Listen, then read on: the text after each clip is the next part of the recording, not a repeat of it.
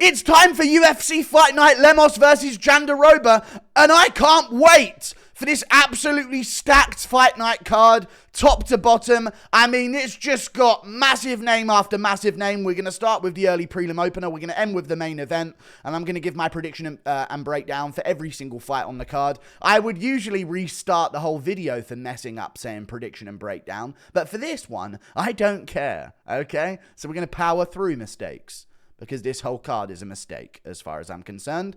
Mohammed Usman versus Thomas Petersen. Now, the problem with this card is I can't chuck out many curveballs, okay? Like I normally can on certain predictions where you're never going to see it coming. We got to go Mo Usman. Thomas Petersen is garbage. I know Mo Usman isn't really good anywhere, but he has the ability to knock someone out cold with one punch, which is an advantage at heavyweight, in my opinion. Thomas Petersen's a fat dum-dum by the looks of things. I'm not even joking. I think he is a little bit simple looking. Just lost a fight to Jamal Pogues. So we're really scraping the bottom of the fucking barrel of lard for some of these heavyweights. I'm going with Mo Usman. Mick Parkin is a goat in the making. Longest win streak active right now at heavyweight. I think Volkov just broke it though, so I'm not sure. But yeah, Mo Usman should win this fight. He's more technical. He's got better conditioning. He's a better athlete. More power. He's better than Thomas Petersen, who's not a heavyweight. He's a fat middleweight. You're 6'1". You're not big. You're a small dude. Why are you fat and at heavyweight? Mo Usman's going to win. We move on. Luana Carolina versus Lucie Pudilova. I'm going to go with Luana Carolina because Lucie Pudilova's garbage. Like, there's not much more to this prediction than that. I don't see Lucie Pudilova getting this fight to the ground. Julia Stoliarenko's a real nasty submission artist in the women's divisions, and she had nothing for Luana Carolina, eventually getting finished in the third round. Joanne Calderwood split decision, got spinning elbowed by Molly McCann. There's some tough ones in Luana Carolina's career, but one thing I do note about her career is that she stuffed a lot of the takedowns from Lupita Godinez, who does have good entries and good wrestling as a background and a base. So I believe in Luana Carolina here. I think she can out-grapple this if she wants, and I think she can outstrike it as well.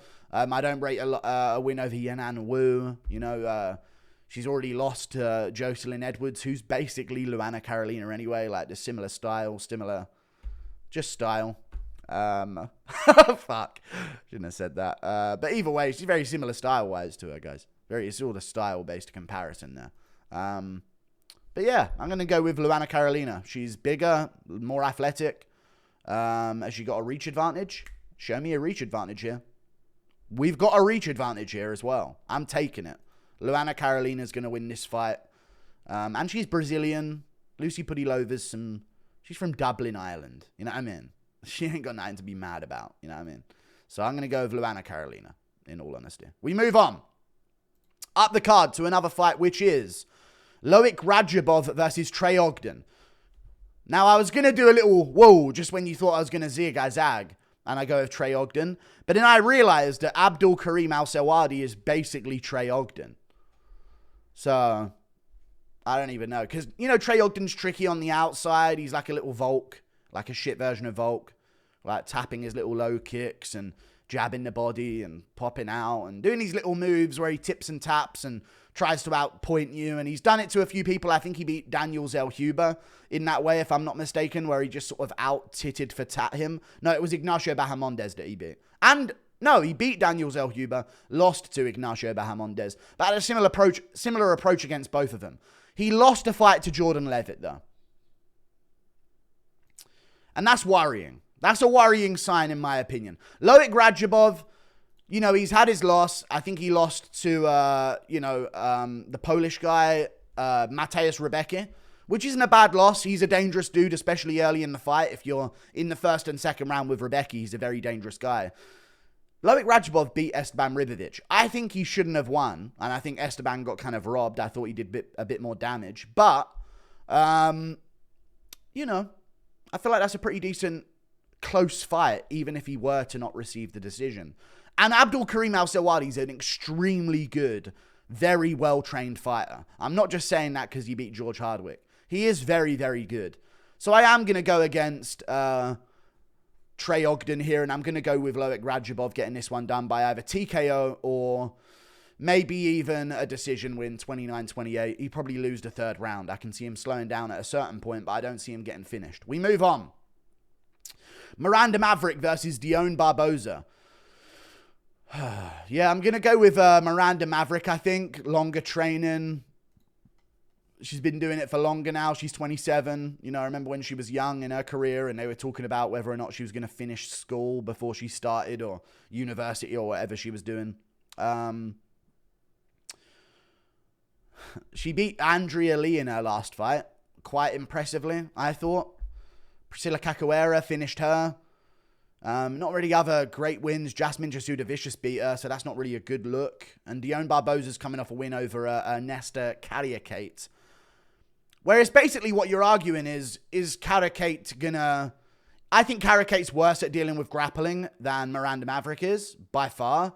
I don't think Carriacate's that much better on the feet than Miranda Maverick is. And I think the confidence that Maverick will have, knowing that she's not really going to be out-wrestled too heavily here, is going to give her a bit more of an advantage on the feet anyway and maybe close that gap where maybe she's not as technical as Carriacate, but she is still good on the feet. You know what I mean? She's still good on the feet. And she had a really close fight with Macy Barber, who's now, whether you like it or not, you know, soon to be maybe a top contender in the women's flyweight division. So I actually thought she won the fight against Barber and she got robbed, but hey, all good. So yeah, I'm going to go with Miranda Maverick over Dione Barbosa. I wasn't too impressed by her fight with Carriacate. I thought it was actually a robbery decision.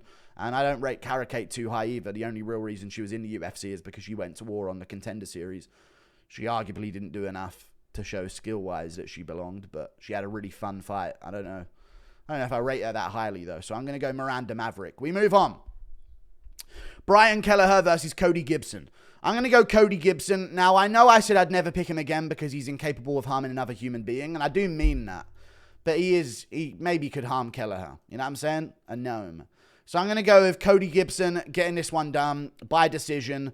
In hindsight, Miles Johns is tricky. You know what I'm saying? Because he's actually been doing pretty well since the fight with Cody Gibson. I think he just beat Douglas Silva de Andrade in a pretty close decision. So he's tricky. And Gibson made it a pretty close fight with him where, you know, if he wasn't 36, he probably could have broken him and beaten him. So the only thing that I'm not picking Kelleher for is because I know he landed a couple of calf kicks on Cody Garbrandt, but he hasn't been actively training for a while. Like, he got back in there against Garbrandt and he got KO'd, and now he's looking to come back again, and he's 37 years of age. And I'm thinking, he had so many neck surgeries, I think it was, where he had a surgery in his neck and it didn't go right and he had to go under the knife for it. And, you know, he spent a year and a half out after his fight with Mario Batista, where he did get smoked in the first round, got smoked in the first round by Umar Nurmagomedov, got smoked in the first round by Garbrandt. That's 3 first-round smokings on a guy who's been injury-prone over the past few years and has been incredibly inactive. And I think at 37, those are the signs where I'm like, okay, maybe a decision loss to Miles Johns ain't that bad. You know what I mean? That's what I'm seeing here from Kelleher's recent fight history. And other than that, who did he beat? Kevin Kroom and Domingo Pilate. They were awful fighters. They really were awful fighters. So yeah, I'm gonna go with Cody Gibson, actually. Even though that might not be a popular decision, I'm gonna go with Cody Gibson to win that fight. I just don't trust Kelleher's recent devotion to the game. We move on. Hyder Amil versus Jeong Lee. I am going to go with Jeong Lee. This is a dangerous fight for him, though, and that does need to be mentioned and sort of hammered home a little bit that this is a dangerous fight. Hyder Amil's big dude, undefeated, looked good in his debut against Fernie Garcia, dominated him, finished him, ended up in some bad positions. But it's Fernie Garcia. You know, small dude for bantamweight, and Hyder Amil's now fighting at 145 here against Jeong Lee, who's a huge 145er as well, by the way. A huge 145er. So Fernie Garcia, you know, takes the fight. I think it was upper weight class at the time. I'm going to double check that right now just to make sure for you guys so I'm not lying. Give me a second here. It was. Fernie Garcia moves up. Jeong Lee, massive for the division. Hyder Amil, it looked like his size was a big factor in that fight with Fernie Garcia as well. He did have a good performance on the Contender Series, a technical performance where he won.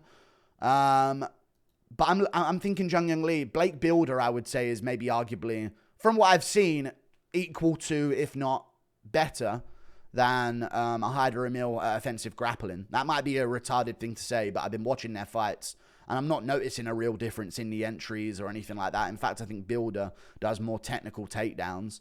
I'm going to side with Jeong Lee. Dangerous, big dude for the division. One thing about Hyder Amil, he has a fucking massive head. So does Jeong Lee, but I think in terms of finishing potential early, Jeong Lee has a massive advantage. And out of the two bobbleheads that are going to be competing against each other here at 145, I'm going to side with Jeong Lee. Plus, he's got a lot of time to improve as a fighter as well, Jeong Lee. 28 years of age, coming into his prime, on a win streak right now. Just had a good performance against Builder. A little bit hit and miss in the second and third. He does slow down at times, so maybe if we see this go towards the late second, there might be some live odds to bet on Hyder Amil, but I think early, the advantage is basically all Jeong Lee over Hyder Amil. So yeah, I'm going to go with Jeong Lee. Getting this one done. He's got a big reach advantage. He's going to be a bit bigger as well. I think that's going to play a big factor in terms of first round finishing potential here. So I'm going to go with Jeong Lee. We move on. Doo-Hoo Choi versus Bill Algeo. 2 in a row. South Koreans, that is. Cool. That's pretty cool to see. They're theming the card, it seems. I'm going to go with Bill Algeo over Doo-Hoo Choi. Doo-Hoo Choi is good, but Bill Algeo is... He's a tricky guy. Tricky guy. Floaty. Very unorthodox. I think Doo-Hoo Choi's style works against people that are looking to crash into him. Like, they're both scrapping. They're both going to go for it. And Doo-Hoo Choi is going to basically beat a looping hook with his tight hooks or his straight right down the pipe or anything like that. And he's been out for a while, Doo-Hoo Choi. The Kyle Nelson performance isn't bad because I thought he actually was going to go on to beat Kyle Nelson. But they took him to a draw because of a head clash, which really was a baby head clash. Bill Algeo got finished by Kyle Nelson, though. So now this becomes a little more interesting. However, I mean, the thing is, yeah, I keep considering Doo-Hoo Choi a young kid. He's 33. And his recent fight history is a loss to Cub Swanson where he took a shit ton of damage in 2016. Lost to Stevens in 2018, got chinned. Lost to Jordan, got chinned in 2019. And then just went to a draw with Kyle Nelson. Looked good in the fight, but I'm going to go Bill Algeo. I think he's going to be a little bit more comfortable here. I think Doo-Hoo Choi is going to feel like his back's against the wall a little bit. Maybe he'll get a little bit over-eager. Maybe he'll go for things he shouldn't do. And I think that's where Bill Algeo can take over because I'm looking at a win over Joe Anderson Brito here. And that's a sick win. And Hernandez win ain't bad. You know what I mean? That's not bad at all. But I'm looking at that Joe Anderson Brito win and I'm thinking, yeah, Doo-Hoo Choi has not shown me that he's capable of anything to do with that level of fighting. So I'm going to go with Bill Algeo. I think he can make it a grueling fight for Doo-Hoo Choi. And I think he'll drag him into the deeper waters and sort of put on some volume in rounds 2 and 3. So maybe Doo-Hoo Choi has a moment in round 1. Bill Algeo survives some danger. And then round 2 and 3 starts making a bit of a comeback and outpointing Doo-Hoo Choi and working him up against a cage. We move on. Up the card, Cody Durden versus Bruno Silva. Again, I'm going to trust in activity here. I'm going to trust in activity here. I'm going to go with Cody Durden over Bruno Silva because Bruno Silva, we just haven't seen him. 34 years of age, short dude for the flyweight division, very small but very good. Beat Tyson Nam in his last fight, which was a nasty finish. He front kicked him in the face, wobbled him, gets the rear naked choke, latches it up as well. Really nasty stuff, like a... I don't know, if you've seen the submission, you know what I mean. I can't even know how to... He latched up the submission, pounced on it, rear naked choke. Victor Rodriguez, am I rating that win? JP Bays, are we rating that win? Lost to Tagir Lembekov, lost to David Dvorak. I reckon Cody Durden is good. I reckon he's quite good. He just lost to Tagir Lembekov, got choked out as well. But he beat Jake Hadley. He beat Charles Johnson, which I think is a really good win now, because Charles Johnson's been looking really good. And he beat JP Bays way better than Bruno Silva beat JP Bays as well. So I'm going to trust in the activity. As I said, Bruno Silva's been a little bit out of the game recently. He hasn't fought since March of 2023, which is a long time. And before that, he hadn't fought since May of 2021. So that speaks to injuries. He was supposed to fight Durden in September. It got cancelled. Why did it get cancelled? Durden not medically cleared. Okay, so maybe something happened during the weight cut or something like that, but I don't think there's any injuries there. So I'm going to trust in Durden. He's been active. He fought Ulanbekov end of last year. Going into this year, he wants to fight with Bruno Silva. Before that, 4 months before he fought Jake Hadley, 4 months before he fought Charles Johnson. He seems like a more disciplined, more lasered in MMA fighting professional right now. So I'm going to trust in Cody Durden. Plus, he's a bit bigger as well. I reckon he gets this one done. We move on. Up the card. Kurt Holobar versus Kaynan Kruczewski. I'm going to go with Kruczewski over Kurt Holobar. I can't trust Kurt Holobar to win a fight. He just seems too old. You know, I saw his fight against Jason Knight, and it was nasty, and it was so nasty of a finish. I was like, oh my God, this guy's going to be a problem for people in the UFC. And then Trey Ogden kind of humiliated him in a way.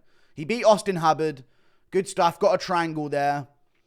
Trey Ogden kind of humiliated him, but does that mean that Kruczewski's going to humiliate him? Because he did get smoked by Brenner. Beat some decent opponents before that, though, and went on a bit of a finishing spree on the regional scene as well. Beat Adriano Martins on the regional scene. Adriano Martins, of course, the guy who slept Islam Makhachev. He's still going right now, by the way. 41 years old. Some losses.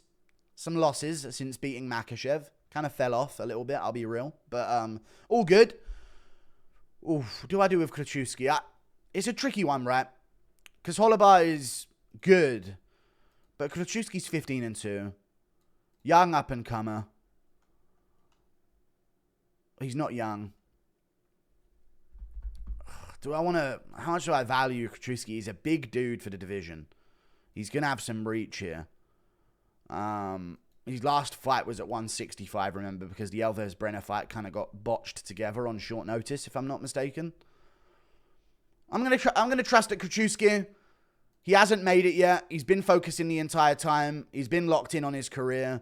He's been competing since... I mean, he was supposed to fight Figueiredo at one point. What weight class was this guy competing in? Jesus Christ.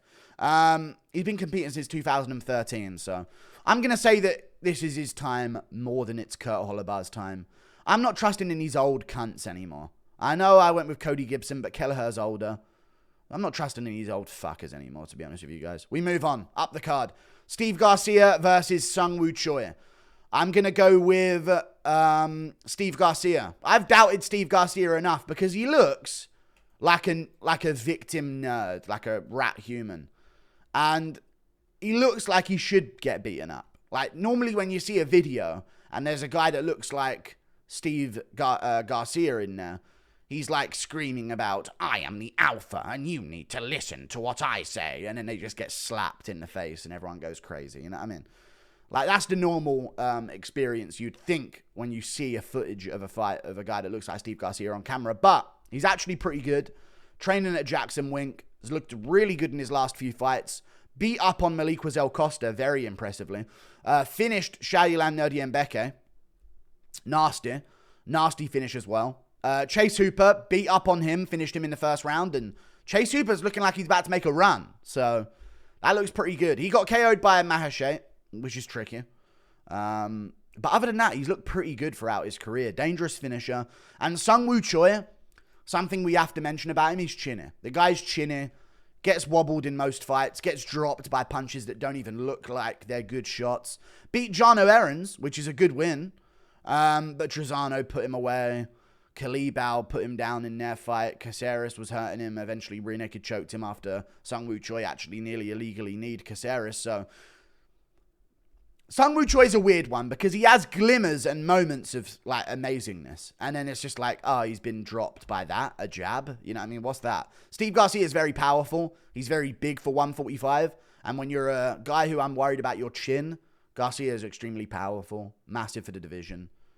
On momentum right now. Finishing streak. I reckon he'll keep it going and put away Seung-Woo Choi, who isn't young himself still. You know what I mean? 31 years old. How old is Steve Garcia? Surely he's around a similar age. 32, yeah. I'm going to go with Steve Garcia. Much but larger as well. Reach advantage. I'm going to go with him getting this one done. We move on. Brad Tavares versus Yun-Yong Park. I'm going to go with Brad Tavares, I reckon. Just because I think you need... Oh, do I go with Brad Tavares, though, or do I go with Yun-Yong Park? Because Brad Tavares, I'm not going to lie, he's been letting me down in his recent performances. It's a tricky one. Sometimes I think I have everything figured out. He lost to Gregory Rodriguez. Nasty one. Why he beat Weidman. And Weidman looked good against Bruno Silva, even though I poked him. But then again, Tavares got slept by Bruno Silva. Had a good fight with Dricus, who's champ. But what does that mean? Like, that's how it feels sometimes when I'm looking at some of these records. Will Yun-Yong Park do better than Dricus du Plessis did against Brad Tavares? Because he needs to do what Dricus did and then some to win. Is Yun-Yong Park going to be able to do what Dricus du Plessis did to Brad Tavares? If you think no, Tavares is probably going to win. Yun-Yong Park has not got a lot of power. He beat Joseph Holmes, who doesn't have a ground game. Duraev, who's the shittest Dagestani fighter ever. Talulin, who doesn't have a ground game. Went to a split with Eric Anders. That's what I'm looking at. I think Tavares at this point would handily beat Eric Anders if he was given that matchup. So I'm going to side with Brad Tavares as an underdog here against Yun-Yong Park. Although Yun-Yong Park is good, he leaves it a bit close sometimes. And I think Tavares is just a little bit more athletic, a little bit more dangerous, a little bit more powerful. So I'm actually going to go the underdog in the co-main event in Brad Tavares here. I didn't even know he was the underdog, but I guess he is. So I'll go with him. Amanda Lemos versus Virna Jandiroba. Now, this is a tricky one.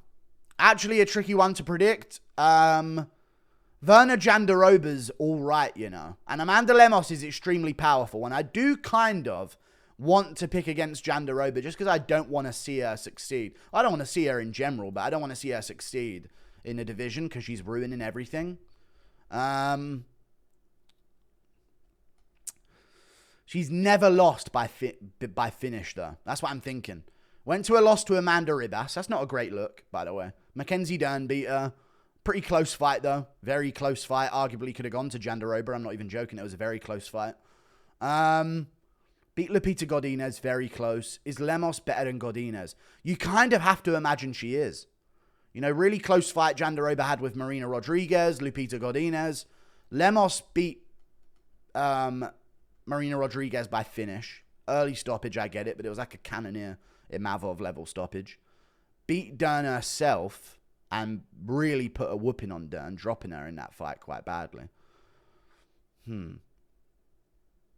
You know what? I'm going to go with Amanda Lemos. I'm going to like the finishing potential, the strength, the power. Maybe I should go with Jandiroba because she might out-grapple her, but you know what? I'm going to say that Lemos is going to do quite well. I think Lemos is going to do quite well, but she did get her grappling exposed by Zhang Weili. Oh, for God's sake. She did get her grappling exposed by Zhang Weili, didn't she? That is the problem with confidently picking Lemos here.